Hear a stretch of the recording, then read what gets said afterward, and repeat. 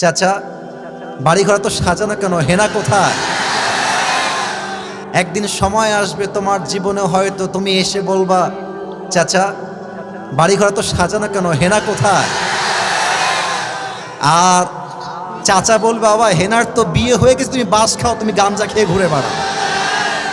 এটা আমি তোমাদেরকে মন প্রাণ থেকে বলছি, যুবক ভাইরা অলওয়েজ মাথায় রাখবা, পুরুষ মানুষ যতদিন টাকা কামাই করতে পারে সবার কাছে প্রিয় থাকে, আর যেই দিন থেকে টাকা কামাই বন্ধ হয়ে যায় আপন মানুষগুলো সব পর হয়ে যায়। টাকা কামাই করো হালাল ভাবে, অনেক বেশি ব্যবসা করো, চাকরি করো, উদ্যোগ নাও, প্রতিষ্ঠিত হও জীবনে।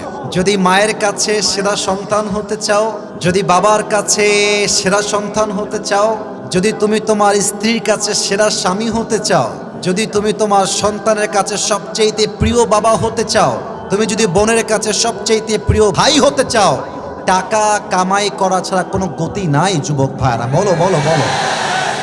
जब जेब में पैसा होता है तो पराये भी अपने हो जाते हैं, और जब जेब में पैसा नहीं होता तो अपने भी पराये हो जाते हैं। পকেট ভর্তি টাকা থাকলে ভালোবাসার মানুষের কোনো অভাব হয় না বাংলাদেশে, আর পকেট খালি হয়ে গেলে ঘরের আপন বউটাও পর হয়ে যায়। এজন্য আমি মাঝে মাঝে বলি, जब जेब में हो पैसे तो लोग पूछते हैं तुम हो कैसे, और जब तुम हो जाओगे कंगाल कोई पूछने नहीं आएगा तुम्हारा हाल। পকেট ভর্তি টাকা, বলবে হাউ আর ইউ, কেমন আছেন ভাইয়া আপনি, আর যখন পকেট খালি বলবে হু আর ইউ, তুমি কে, তোমাকে তো চিনতে পারছি না ভাই আমি। এই পুরো দেশটাই হচ্ছে টাকার খেলা। এই টাকার জন্য হাজার হাজার যুবক তার পছন্দের মেয়েকে বাংলাদেশে বিয়ে করতে পারে না, এবং এই টাকার জন্য আমি মেয়েদেরকে অসম্মান করে কথা বলছি না, সব মেয়েকে আমি আসিফ এক পাল্লায় মাপি না। অনেক মেয়ে টাকা দেখলে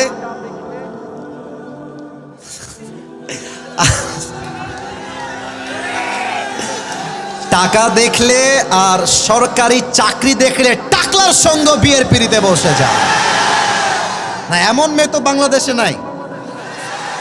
আরে নাই, আরে নাই রে ভাই, থাকলে আল্লাহ হেদায়েত দান করুক, পড়েন সবাই আমিন।